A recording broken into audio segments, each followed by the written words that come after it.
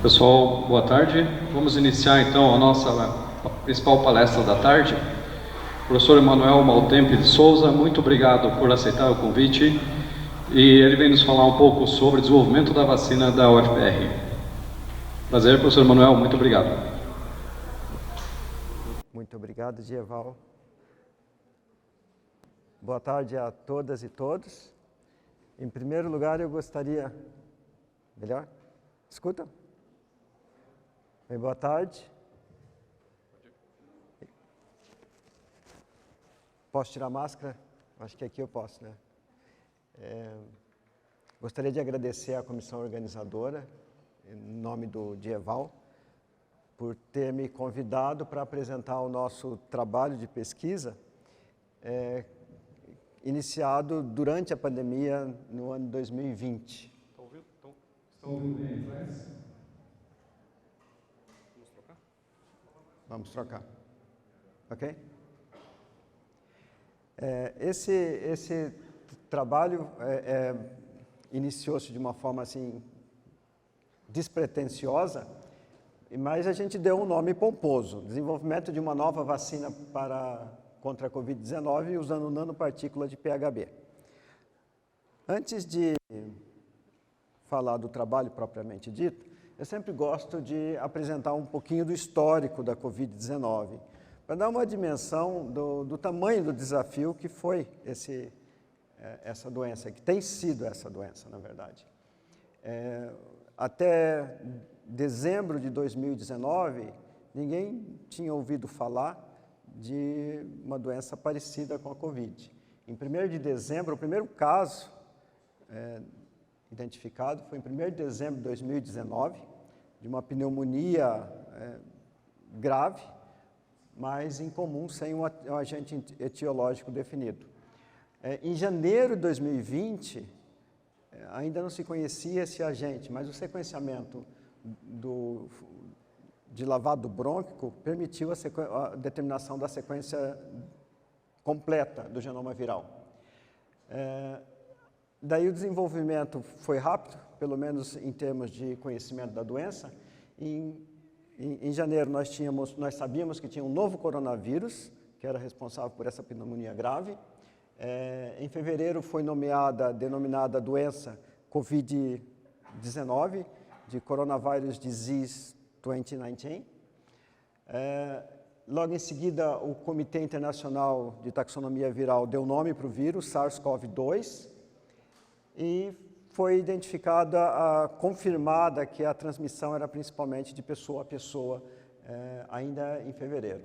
Em 3 meses de existência, essa doença se espalhou por todos os continentes, com exceção da Antártica.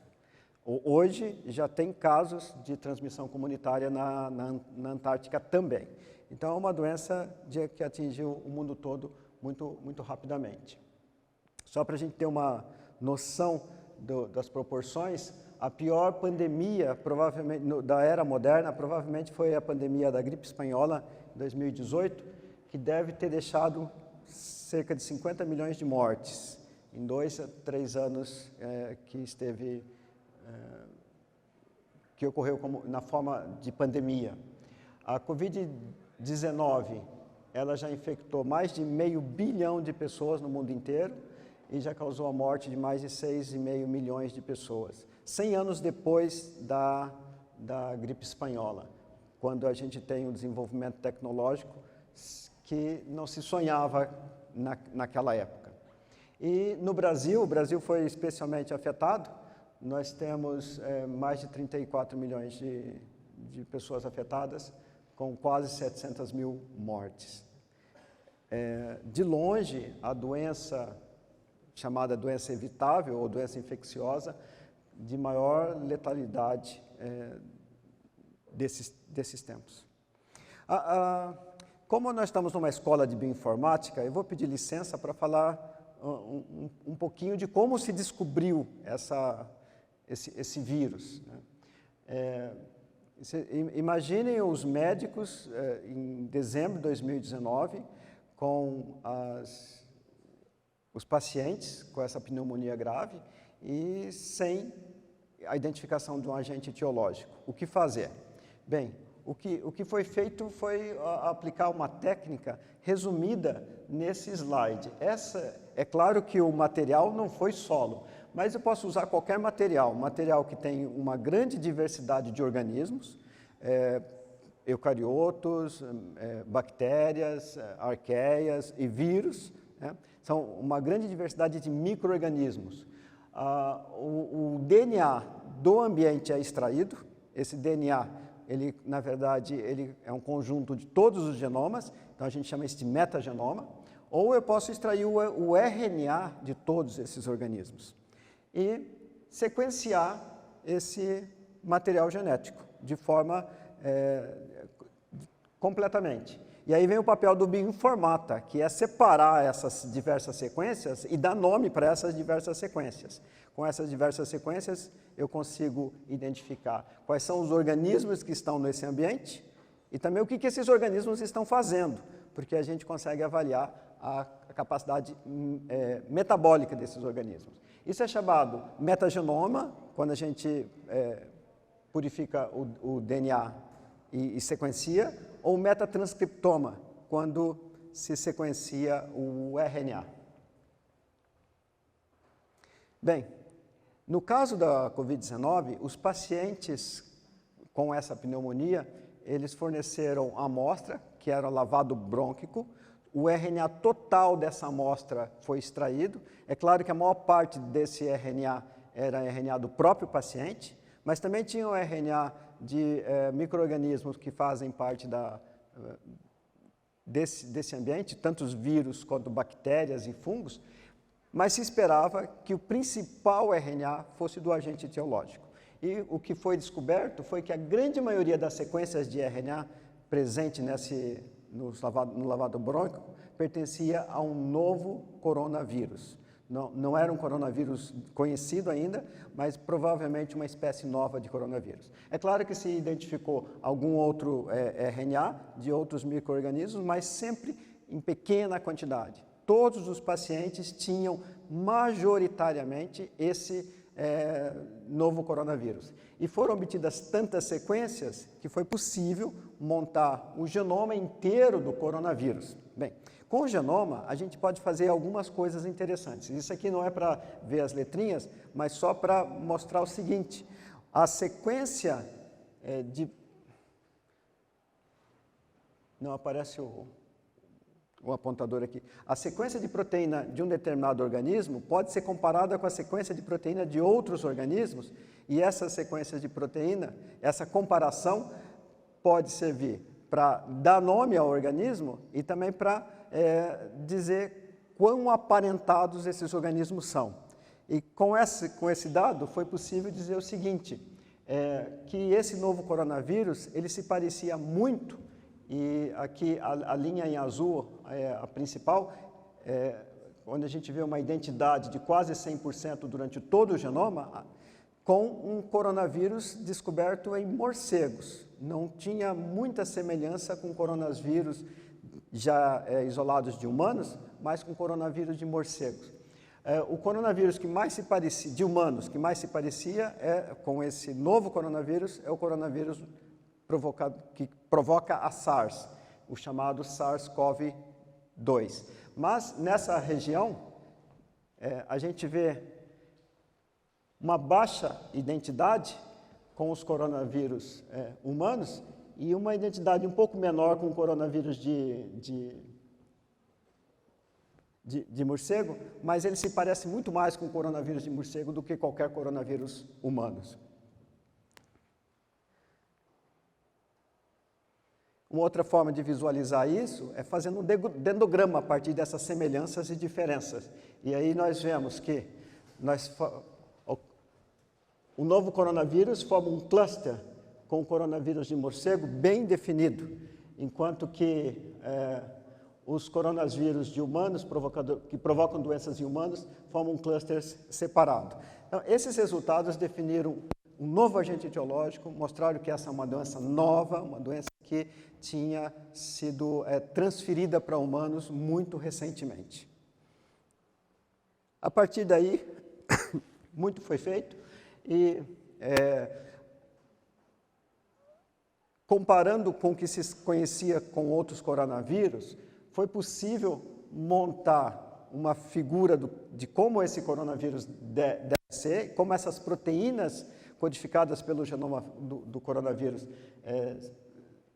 montam o capsídeo viral, e essa é a cara desse novo coronavírus, com detalhe, com destaque para essa proteína vermelha, que projeta, a partir dessa unidade de membrana do coronavírus, que protege o genoma, que é uma molécula de RNA relativamente grande, de 30 mil pares de base, associada com a proteína N, que é a proteína do núcleo capsídeo. Essa proteína vermelha que projeta é que dá o nome à família essa família de vírus, porque, vista ao microscópio, dá a impressão que esse vírus se parece com uma coroa. E essas proteínas, elas formam as espículas da coroa. E a gente vai ver que essas proteínas realmente são bastante interessantes. Eu gosto de trazer esse slide, principalmente, não é o caso aqui, mas quando a audiência é de biologia, porque esse tipo de vírus tem um ciclo de vida muito interessante. Ele fica completamente independente do núcleo da célula e, uma vez que o vírus encontra o seu receptor, ele é internalizado e o RNA viral é traduzido diretamente no citoplasma. Ele primeiro produz as proteínas de replicação viral e, a partir dessas proteínas de replicação viral, replica o genoma viral, gerando as outras proteínas que são direcionadas para o GOLD, e no GOLD as novas partículas virais são montadas e excretadas. O genoma do vírus nunca vai para o núcleo, não acontece nenhuma integração de material genético no núcleo, e quando esses vírus saem, a célula é destruída.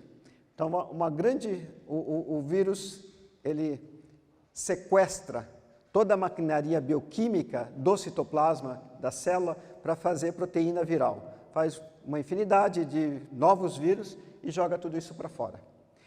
Uma vez lá fora, esses novos vírus vão infectar novas células, e aí nós temos um ciclo, que é um ciclo de destruição de células.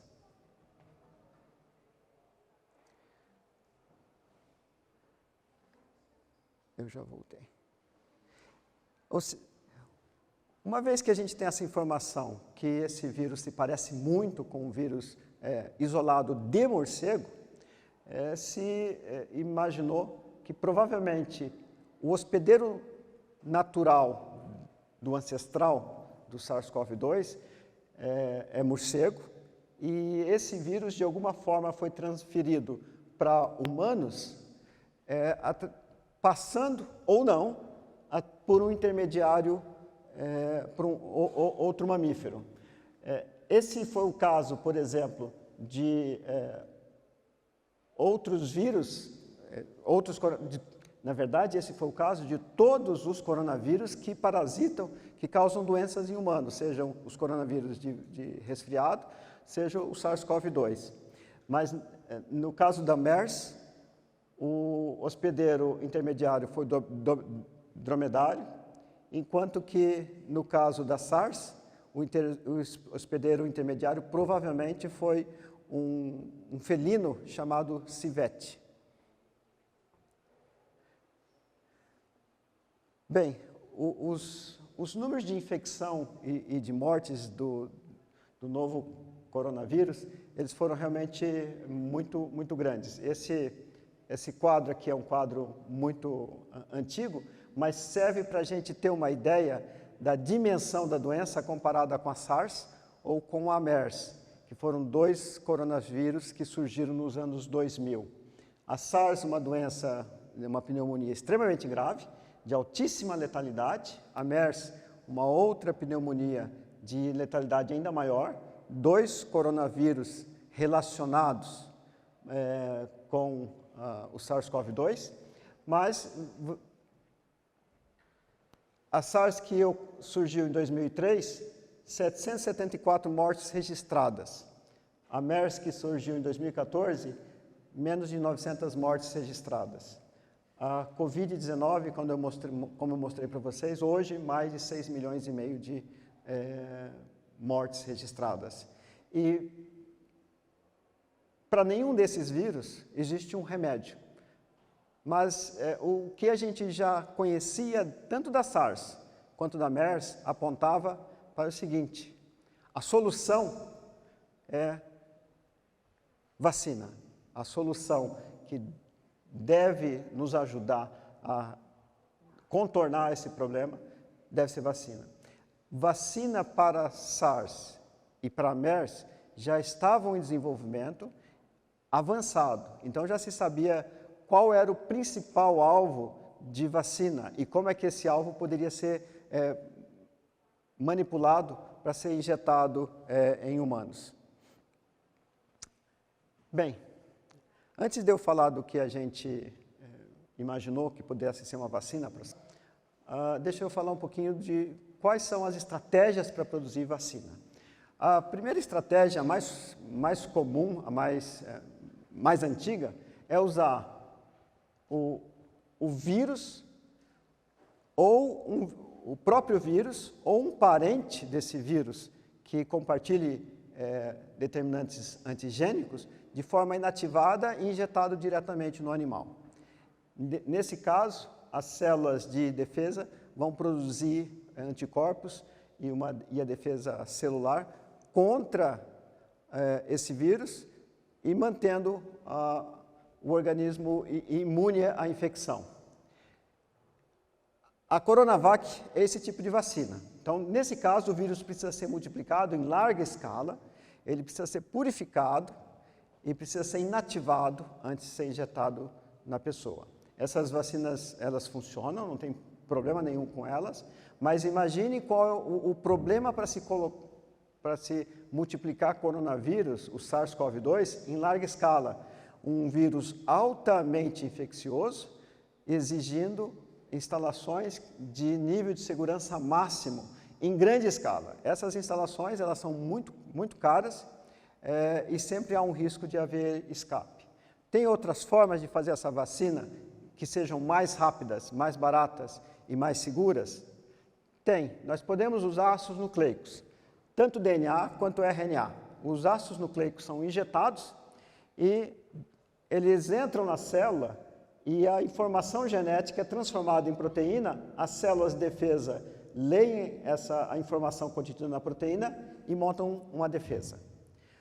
A vacina da Pfizer e a vacina da Moderna são 2 vacinas de ácido nucleico, usa diretamente RNA mensageiro. Esse RNA é encapsulado por lipídios e esses lipídios permitem que o RNA mensageiro entre dentro da célula. Outro tipo de vacina é a vacina de vetor viral. A vacina de vetor viral usa-se um vírus que não é relacionado com o vírus-alvo. Esse vírus é geneticamente modificado para produzir uma proteína do vírus-alvo. Esse vírus é vivo, ele é injetado no paciente, mas ele não é capaz de replicar. Como ele não é capaz de se replicar, ele entra na célula, ele produz a proteína, porque ele tem informação genética para produzir a proteína do vírus-alvo, e a célula monta uma defesa imunológica contra aquela proteína. Mas novos vírus não são produzidos, então nós não temos uns ciclos de infecção com esse tipo de vetor. A vacina da AstraZeneca, a vacina da Janssen, a vacina russa, são desse tipo com vetor viral. Então, o vetor são adenovírus que são modificados geneticamente para conter a informação do SARS-CoV-2 e também para não se replicarem nas células do hospedeiro. Outro tipo de vacina é essa vacina baseada em proteína, também chamada vacina de subunidade. Nesse caso, as proteínas são produzidas fora do hospedeiro natural, seja em bactérias, seja em cultura de células, de insetos ou leveduras ou cultura de células de mamífero, e essas proteínas são injetadas no animal, que vai gerar uma resposta imunológica contra essas proteínas. Quando o vírus entrar, a resposta imunológica já está pronta. O problema aqui é o seguinte, o problema é que essas proteínas, elas têm baixa imunogenicidade. Isso significa que é necessário adicionar alguma coisa para que ela gere uma resposta imunológica. Muitas vezes, essa alguma coisa é o que se chama de virus-like particle, que são partículas montadas, nanopartículas montadas com essas proteínas. Essas partículas, elas induzem a resposta imunológica contra as proteínas que estão sendo carreadas. Outro problema desse sistema é que eu preciso saber qual é a proteína que, se for montada uma defesa imunológica contra ela, vai bloquear a infecção viral. Então, o alvo, e esse é um problema também que as vacinas de ácido nucleico compartilham. É necessário que a gente conheça o alvo e que esse alvo seja um alvo vital para o ciclo de vida do vírus, né?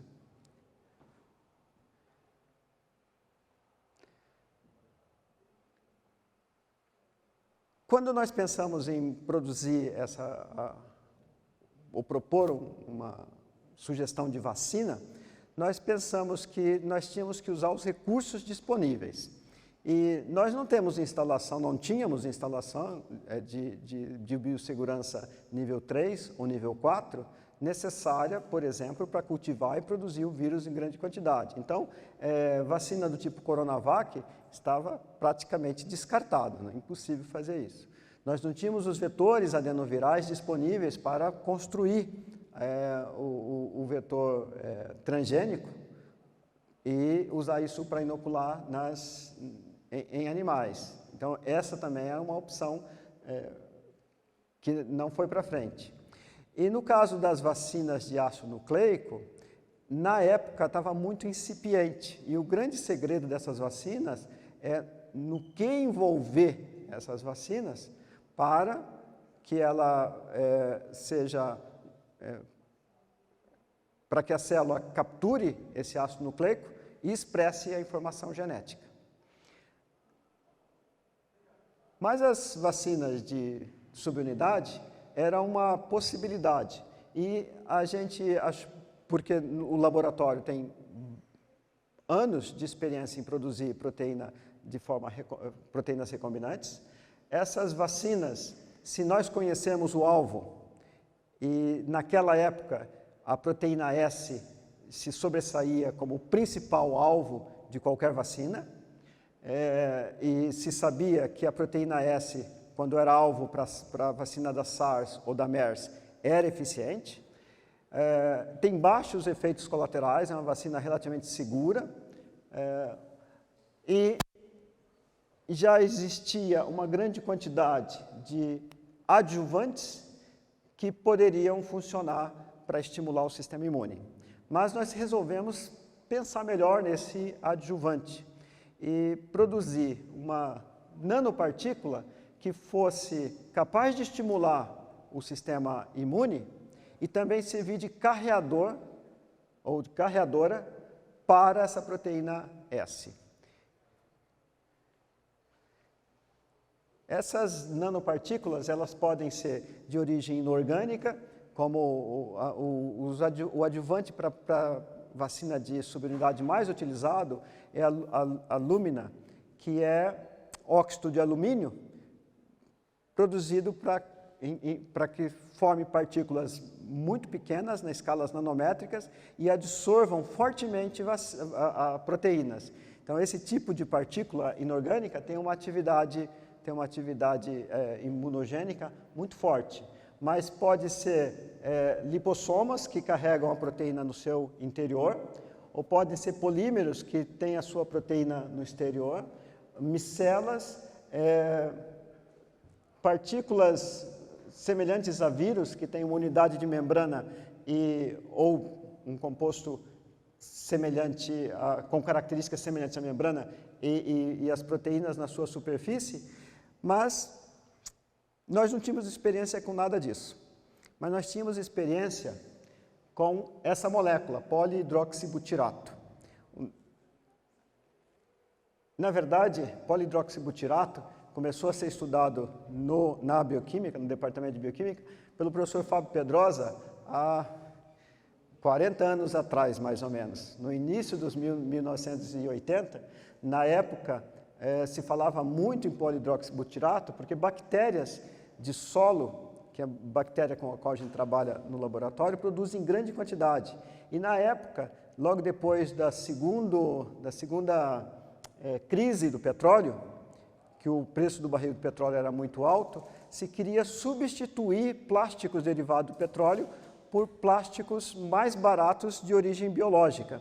E a principal opção era o polihidroxibutirato. O polihidroxibutirato, ele é um poliéster formado de unidades de ácido hidroxibutírico e é produzido por bactérias de solo, como o Herbacillus ceropedici, e forma grânulos.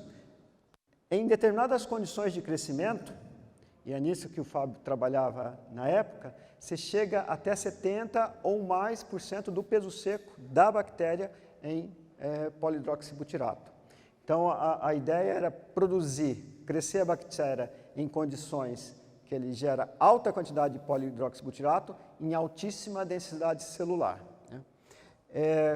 Conforme o preço do petróleo foi abaixando, essa alternativa ficou cada vez menos interessante.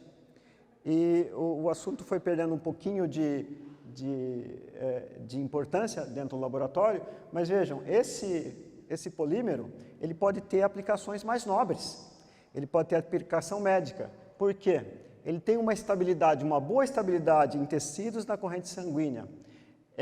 Depois de algum tempo, depois de alguns meses, ele é completamente biodegradado e ele produz ácido butírico, que é absolutamente inócuo. Na verdade, a gente metaboliza esse ácido butírico, vira CO2 e água.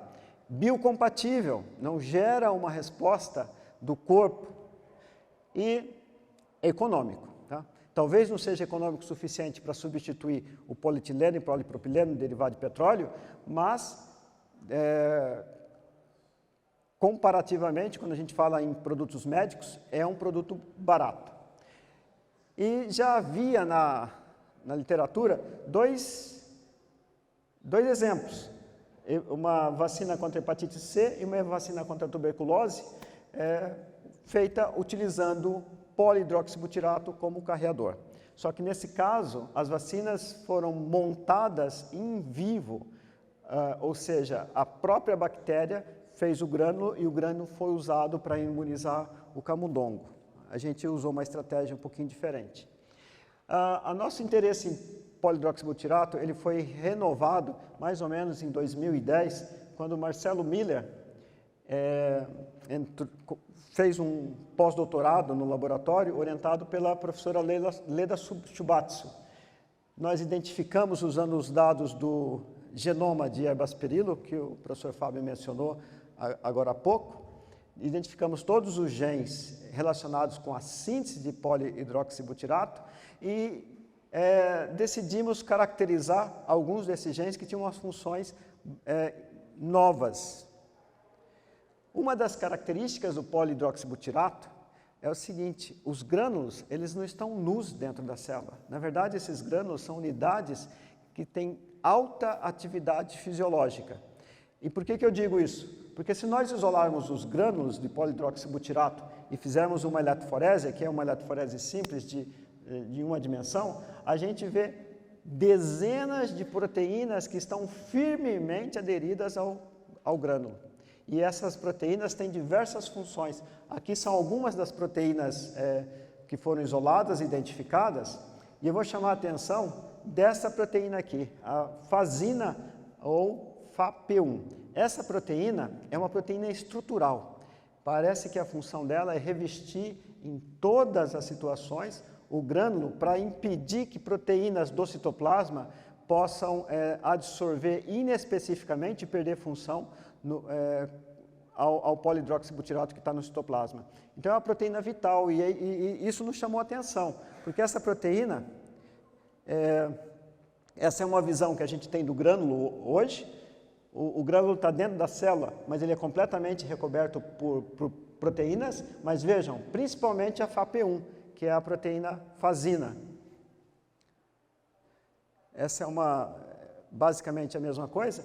E o que nós vimos no laboratório é que essa fasina, quando ela era produzida de forma recombinante e misturada com grânulos de PHB, ela recobria esse grânulo de PHB e para retirá-la do grânulo é necessário ferver com alta concentração de detergente, que é o que essa eletroforese mostra aqui, que só quando o grânulo era fervido com SDS que a fasina era recuperada. Isso dizia para a gente que essa fasina está ligada muito fortemente e ela tem alguma forma de se ligar a esse grânulo. E no laboratório, orientada pela professora Berenice, o Marco Kadawaki demonstrou isso e fez um modelo bioinformático da fasina, mostrando que essa proteína tem duas faces, uma face relativamente apolar e uma face onde os resíduos, as cadeias laterais dos aminoácidos polares são mostradas para o exterior, sugerindo que essa proteína liga-se fortemente ao PHB via face apolar e permite que esse grânulo seja solubilizado pelo ambiente hidrofílico do citoplasma. Bem, com isso em mãos, e considerando essa estrutura tipo cartoon do coronavírus, nós pensamos, por que nós não podemos montar uma nanopartícula de PHB, colocando a proteína S para fora e essa proteína S aderida firmemente ao grânulo de PHB via uma cauda do tipo proteína fasina. E foi essa a ideia proposta dessa forma simplificada, como eu estou dizendo para vocês, foi proposta pelo Marcelo Miller, e nós partimos dessa ideia, escrevemos um projeto e começamos a trabalhar nisso. A partir dessa ideia básica, qual seria o antígeno que nós usaríamos? Bem, vamos usar a proteína S. Por que a proteína S? Porque essa proteína ela é vital para interagir com o receptor, a enzima conversora da angiotensina 2, e, na verdade, essa parte da proteína é que é essencial para interagir com o receptor. Se a gente bloquear essa parte da proteína, e nós sabemos que vários anticorpos neutralizantes reconhecem os peptídeos dessa parte da proteína, nós podemos neutralizar a entrada do vírus. Então, nós usamos comparação das sequências de SARS-CoV, e comparando essa sequência, é possível identificar a sequência que liga no receptor, na enzima conversora da angiotensina, e essa sequência foi recuperada do banco de dados, e a partir daí decidimos montar uma proteína capaz de expressar esse domínio de ligação ao receptor, que eu vou chamar só de RBD, para produzir de uma forma recombinante. Bem, mas não é tão fácil assim, né? Eu preciso montar essa proteína de uma forma que ela ligue no polihidroxibutirato. E para isso eu preciso adicionar mais informação. Então essa é um dos plasmídeos que uma das proteínas que foi planejada. Essa proteína ela tem um peptídeo sinal que direciona a proteína para o sistema de secreção. Ela tem a informação genética para produzir a proteína S, ou o RBD, e ela tem uma sequência de aminoácidos necessária para ligar no PHB.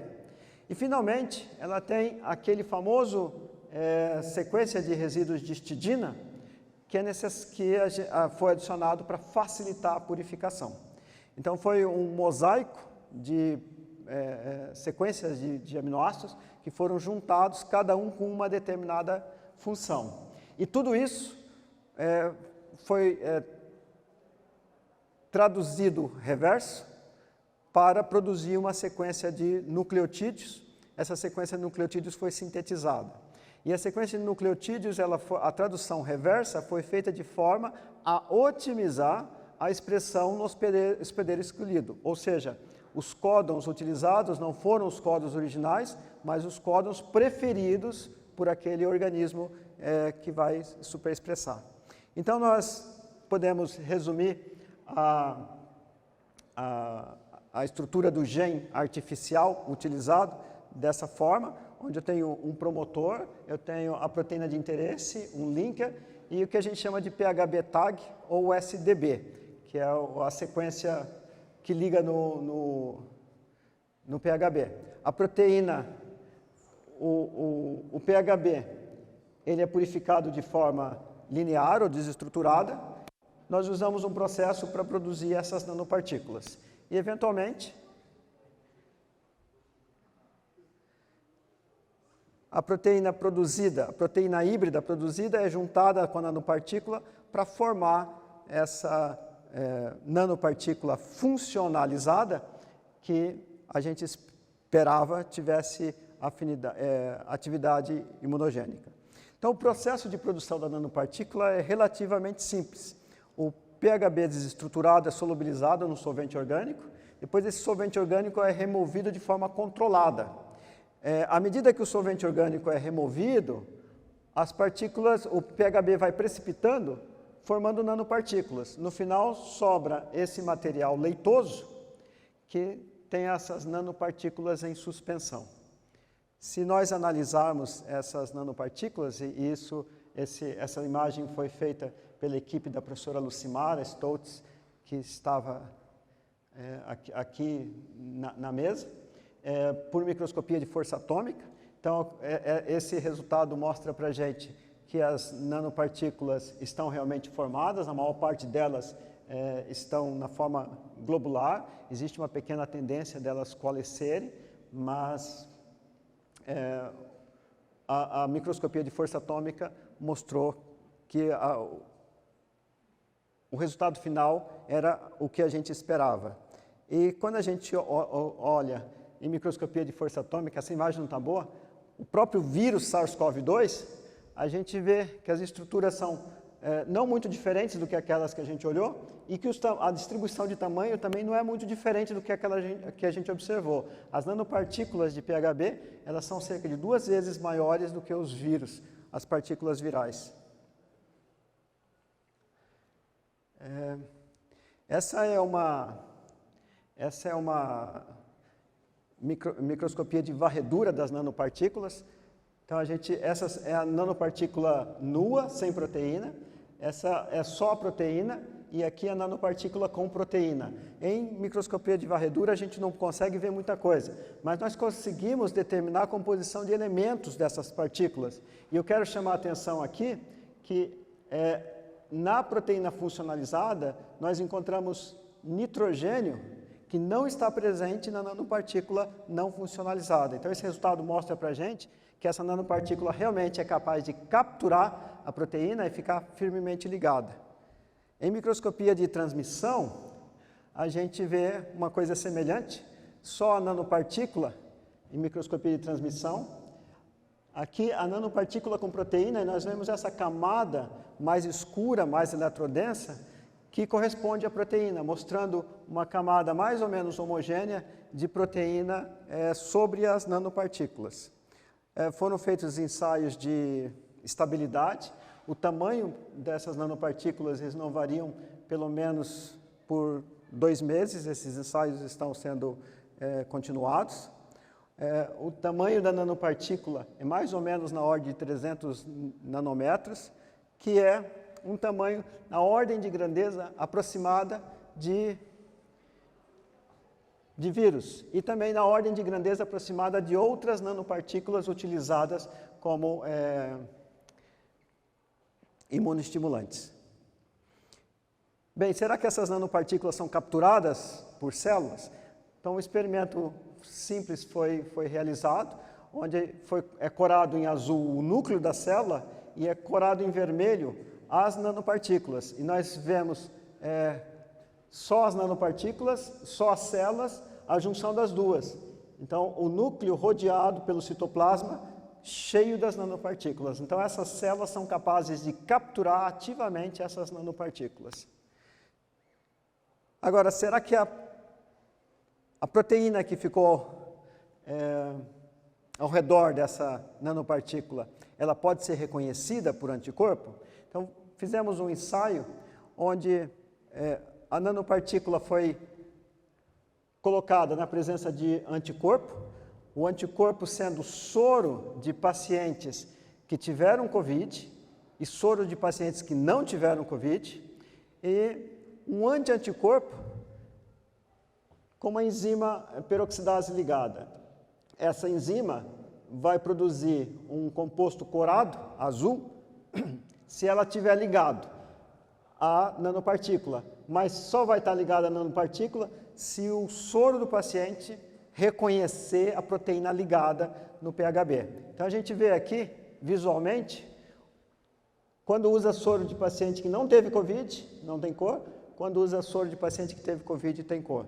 Aqui, quantitativamente, então esses resultados mostram para a gente que essas nanopartículas têm um tamanho aproximado de 300 nanômetros esperado para partículas que são imunogênicas.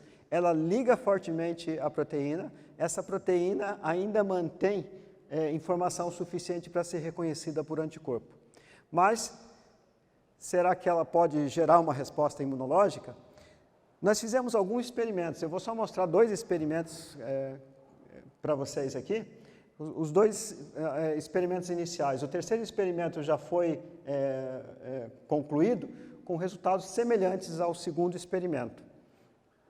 No primeiro experimento, nós usamos partículas que tinham dimensões já micrométricas, eram um pouco maiores do que as partículas que eu mostrei para vocês, mas capazes de ligar PHB da mesma forma.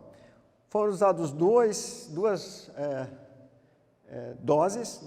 Depois da primeira dose não houve desenvolvimento de anticorpo, houve necessidade de uma segunda dose. E foi testado se havia necessidade de juntar um adjuvante, ou alguma coisa que desse um estímulo extra para o sistema imune. Esse adjuvante é chamado adjuvante de Freund. Esse é o padrão ouro de adjuvante. Não existe nada melhor que isso, mas ele provoca uma reação tão forte que ele não pode ser usado em humanos, né? Então, e o que nós observamos? Nós observamos que após a primeira dose, não tivemos resposta nenhuma. Depois da segunda dose, o controle continua sem resposta. Quando nós adicionamos a nossa partícula com o RBD mais adjuvante, nós tivemos resposta. Mas se a gente adiciona só a nanopartícula, nós tivemos uma resposta igual ou melhor do que na presença do adjuvante. Acho que esse resultado, esse experimento foi bastante simples, mas o resultado foi fundamental, porque ele mostrou para a gente o potencial dessa preparação de estimular a resposta imunológica. E como ele tem um potencial de estimular a resposta imunológica, a gente deduziu e depois comprovamos que não vai ser efetivo só para essa proteína S, mas para outras proteínas também. Então, nós já tem pelo menos mais uma proteína nesse sistema que desenvolve uma resposta imunológica forte na ausência de adjuvante. No segundo teste, nós não avaliamos a primeira dose, porque já sabíamos que eram necessárias 2 doses. E nesse caso, usamos nanopartículas e usamos um outro adjuvante, hidróxido de alumínio, porque hidróxido de alumínio é um adjuvante usado em humanos. Então, seria mais uma forma de testar se adjuvante é necessário ou não. Então, os controles, não houve desenvolvimento de resposta imune. Quando nós usamos a PHB, chamado macro, ou tamanho micrométrico, mais alumina, nós tivemos uma resposta muito forte. Veja que isso aqui é uma escala logarítmica e o título ele foi na ordem de 1 para 160 mil, ou seja, mesmo com a diluição de 160 mil vezes, a gente continuava vendo a resposta. Se o adjuvante foi retirado, a resposta é a mesma ou até um pouquinho melhor. E se foi usada a nanopartícula, nós tínhamos essencialmente a mesma resposta.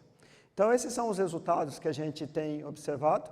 Essa nanopartícula, ela não só tem a capacidade de ligar fortemente a proteína, ela não só tem a capacidade de expor a proteína ou reagir com outras moléculas, mas ela tem uma capacidade de induzir uma resposta imunológica bastante forte.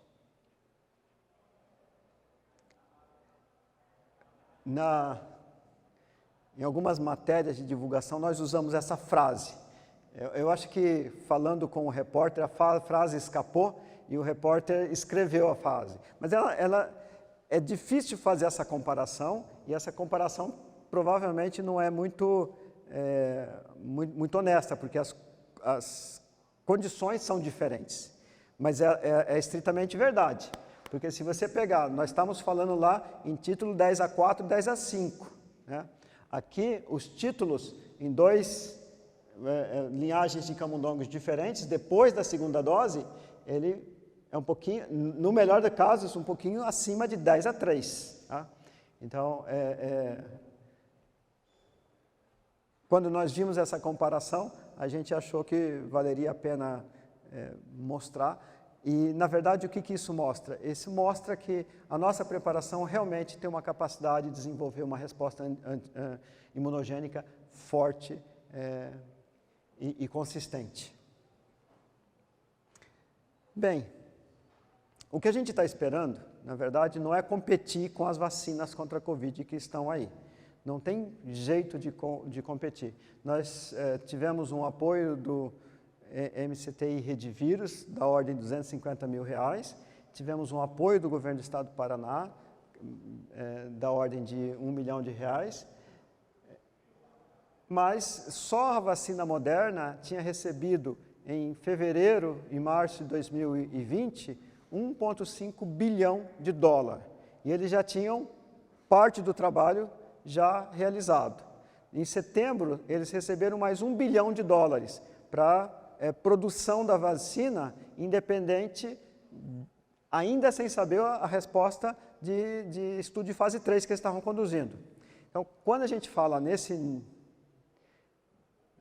diferença de várias ordens de grandeza de financiamento, não dá para a gente falar em competição com esse pessoal. Mas a gente acha que no longo prazo, aí sim, a gente pode propor uma nova solução para novas vacinas com a propriedade intelectual protegida aqui no nosso país, no nosso estado. É isso que nós estamos mirando. Nós estamos mirando, como o professor Márcio, se não me engano, mencionou, e o professor Estênio também, nós estamos mirando no desenvolvimento de uma ciência nova, original, e de novas indústrias aqui no estado do Paraná, aqui no Brasil, resolvendo os nossos problemas. E, para isso, é necessário construir toda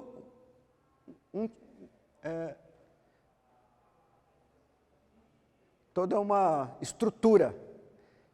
E essa estrutura envolve diferentes sistemas de expressão. Alguns antígenos vão funcionar melhor se forem expressos em píquea. Outros vão funcionar melhor se forem expressos em célula de mamífero. Nós estamos desenvolvendo esses dois sistemas. Outros vão funcionar melhor se forem expressos em células de inseto. Nós também estamos desenvolvendo esse sistema. Na verdade, quando eu falo funcionar melhor, eu estou dizendo funcionar com a melhor relação custo-benefício. E nós precisamos desenvolver isso em escala de laboratório e já projetar para produzir essas proteínas em escala industrial.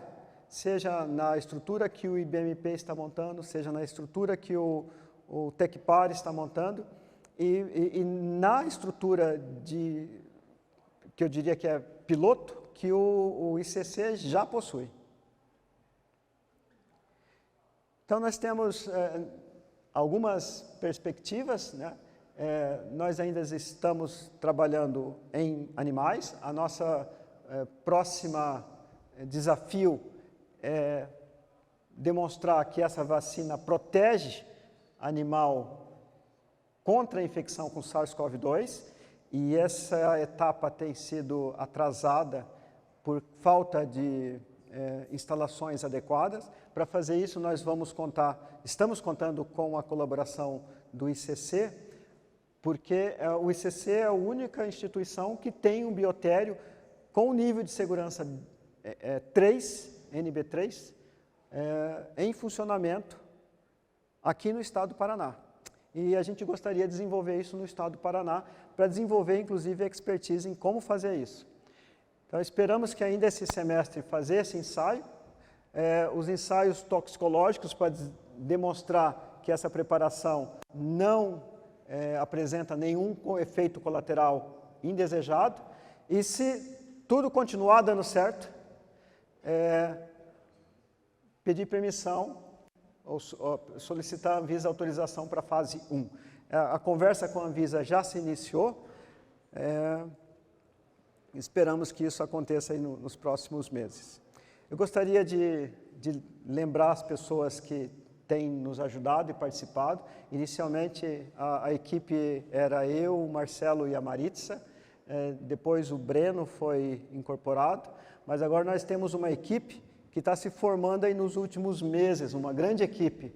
O Marcelo Miller, o Fábio Pedrosa, nosso grande mentor e líder, a Maritza é pós-doc, o Ryu é pós-doc, o Guilherme Pichetti, o novo professor que foi contratado no departamento de bioquímica, que conhece bastante nanopartículas. A Maria Luísa terminou seu mestrado recentemente, o André Sampaio está fazendo mestrado no tema, a Edileuza, nova pós-doc, está sendo incorporada esse mês. O professor Breno, que é vacinologista, é o único vacinologista da equipe, e o Silvio Zanata, que tem experiência em cultivo celular, produção em proteína em célula de mamífero, Zenilda, Laís, são duas pós-doc.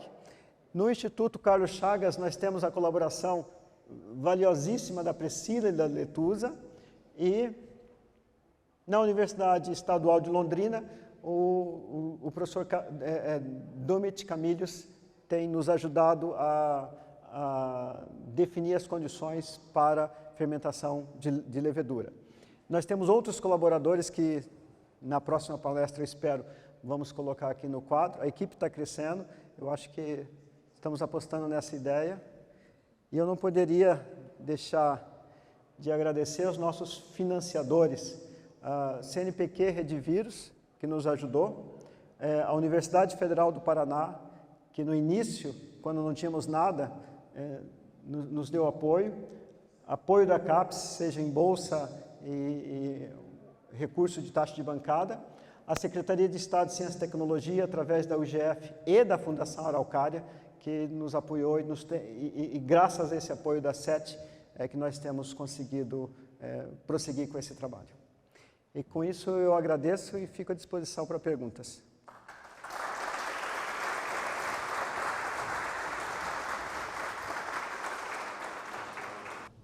Professor Manuel, deixa eu aproveitar que estou com o microfone na mão.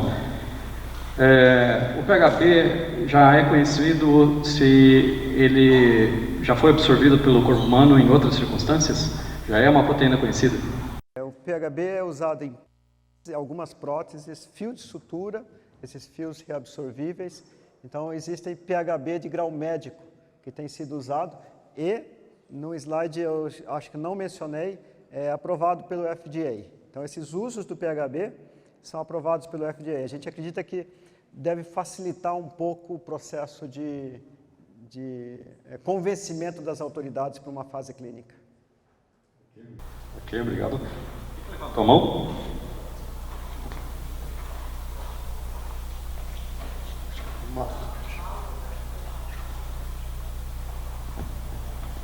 Eu acho que alguém leu.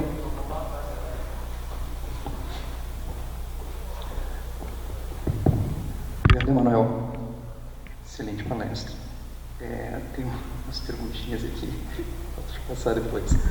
Mas, um pouco na linha do Dieval, qual seria, se existe uma via de metabolização do PHP no organismo do paciente, né, e seria necessário algum tipo de metabolização ou não, porque talvez ele seja uma quantidade tão pequena? Essa é uma pergunta. A outra, acho que você respondeu, mas eu vou porque não fica muito claro. O PHB sozinho seria suficiente como adjuvante? As duas últimas. Fazendo a conta, essa ideia poderia servir de plataforma para outras vacinas. Essa ideia está protegida do ponto de vista intelectual aqui para o país? Está seguro isso? Obrigado. Bem, a primeira pergunta não existe nenhum estudo mostrando qual é a via de degradação. Mas o PHB, sendo um poliéster, ele vai ser sensível a diversas lipases. Né? A própria enzima que degrada PHB, na verdade, é uma lipase. Então, algumas lipases lipases humanas, inclusive, têm efeito sobre o PHB. Então, o que a gente imagina é que o que a gente vê é que ele é degradado no corpo humano. Depois de 2, 3 meses, ele desaparece completamente. Mas o que a gente imagina é que essas lipases têm uma ação muito lenta sobre o PHB e, eventualmente, vão liberando oligômeros de ácido polihidroxibutírico, e esses oligômeros vão sendo degradados pelas vias normais do organismo. Né? Essa é a primeira pergunta. A segunda pergunta, sim, a gente acha que ele funciona como adjuvante. Quando nós injetamos com adjuvante ou sem adjuvante, a gente não vê uma grande diferença. O que a gente viu, na verdade, no experimento que eu não mostrei, mas quando a gente injeta junto com um adjuvante usado para humanos, manufaturado para ser usado em humanos, a resposta parece ser um pouco mais rápida, mas a resposta final não é diferente. Tá? Por isso que nós gostaríamos de testar combinações de PHB mais proteína e adjuvante, porque pode ser que usando adjuvante eu precise usar menos proteína, e usando menos proteína pode ser economicamente mais interessante. Então, a palavra final, se vai ou se não vai usar outros adjuvantes, ainda não está dada por causa disso. Mas, usando cerca de 15 a 20 microgramas de proteína por dose, não há necessidade de adjuvante. E a terceira pergunta, sim, a gente submeteu um pedido de registro de patente no final do ano passado, começo desse ano, né? No final do ano passado, a gente teve resposta no começo desse ano. O INPE pediu para que nós ressubmetêssemos porque estava com as palavras erradas. Né? Eles até disseram para a gente como que eu tenho que escrever. Quando submete a patente para um produto médico, tem que escrever nesse formato aqui, porque senão não... Patente não é um negócio simples de escrever, não é um negócio simples de escrever e a gente aqui está engateando. Mas sim, nós temos esse pedido, divulgamos os resultados, porque afinal de contas a gente faz ciência e eu acho que fazer ciência sem divulgar resultado não tem muito sentido, né? Porque temos que estimular as pessoas a perguntarem, a aprenderem, a tentarem variações, mas nada foi publicado ainda. Nós não gostaríamos de publicar alguma coisa antes de ver se essa solicitação de patente andar um pouquinho mais. Mas a ideia é extremamente simples, Mauro. Quando a gente olha assim, não sei por que alguém não tentou isso ainda, mas é claro que quando você olha o histórico do que a gente aprendeu com PHB, demorou muito tempo para aprender que essa proteína se ligava fortemente, qual a parte da proteína que fazia que ela se ligasse fortemente, qual é a melhor cauda que a gente poderia usar para ligar no PHB, mas quando as coisas estão todas juntas, a ideia é bem simples, eu acho. Bom, em primeiro lugar, gostaria de cumprimentá-lo, excelente palestra, maravilhosa.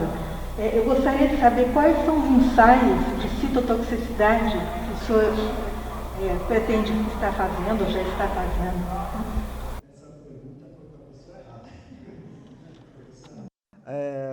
O que a gente pretende fazer, o que nós estamos fazendo, é conversando com a Anvisa para saber quais os ensaios eles querem, antes da gente iniciar os ensaios.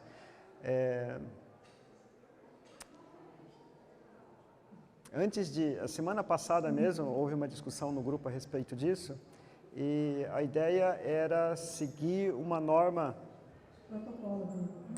Mas eu esqueci qual é a norma que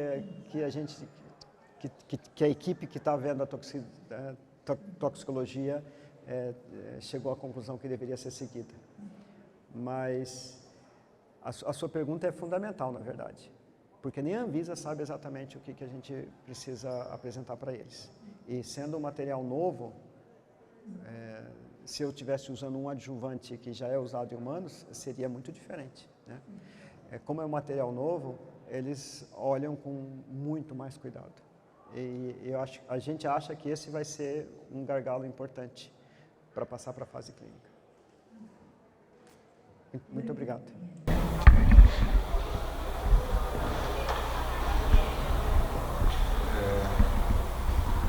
Parabéns, Manuel, pela palestra. Eu tenho só algumas considerações em relação ao trabalho. Eu acho que é importantíssimo